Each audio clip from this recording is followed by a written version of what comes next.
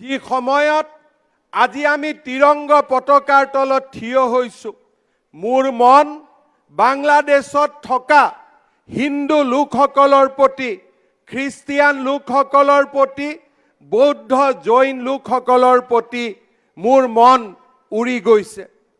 মনটো কৰবাত কৰবাত খেমেকি আছে, কৰবাত কৰবাত তেওঁলোকৰ জীৱন আৰু ভৱিষ্যতৰ প্ৰতি উদ্বিগ্নতা আমাৰ কথা বতৰাত প্ৰকাশ পাইছে।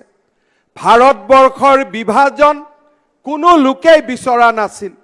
স্বাধীনতা সংগ্ৰামত ঐক্যবদ্ধ ভাৰতৰ বাবে আৰু ভাৰতৰ স্বাধীনতাৰ বাবে সকলোৱে সংগ্ৰাম কৰিছিল।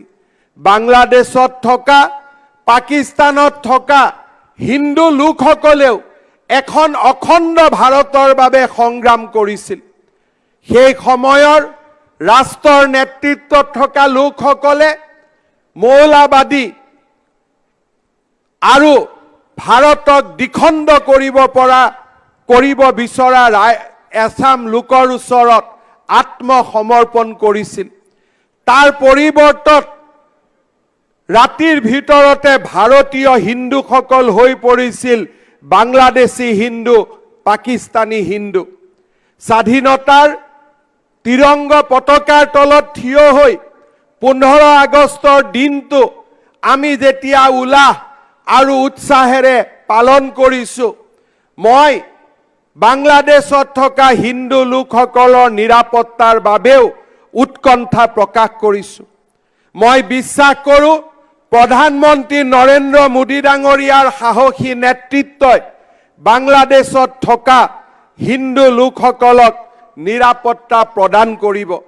মই পুনৰ এবাৰ যিসকল হিন্দু লোকে বাংলাদেশৰ শেহতীয়া ঘটনা প্ৰবাহত মৃত্যু বৰণ কৰিলে তেওঁলোকলৈ মই গভীৰ সমবেদনা জ্ঞাপন কৰিছোঁ। বাংলাদেশত ঘটি থকা দুৰ্যোগৰ সময়ত ভাৰতৰ সীমান্ত, বিশেষকৈ অসমৰ সীমান্ত সুৰক্ষিত কৰি ৰাখি এজনো বাংলাদেশী নাগৰিকক অসমলৈ আহিবলৈ অনুমতি নিদিয়া বাবে আজিৰ এই দিনটোত মই বৰ্ডাৰ চিকিউৰিটি ফ'ৰ্চ আৰু অসম পুলিচক ধন্যবাদ আৰু অভিনন্দন জনাইছোঁ। সীমা সুৰক্ষিত কৰি ৰখা, এজনো বাংলাদেশৰ পৰা লোক যাতে অসমলৈ আহিব নোৱাৰে তাক নিশ্চিত কৰা আমাৰ সাংবিধানিক দায়িত্ব।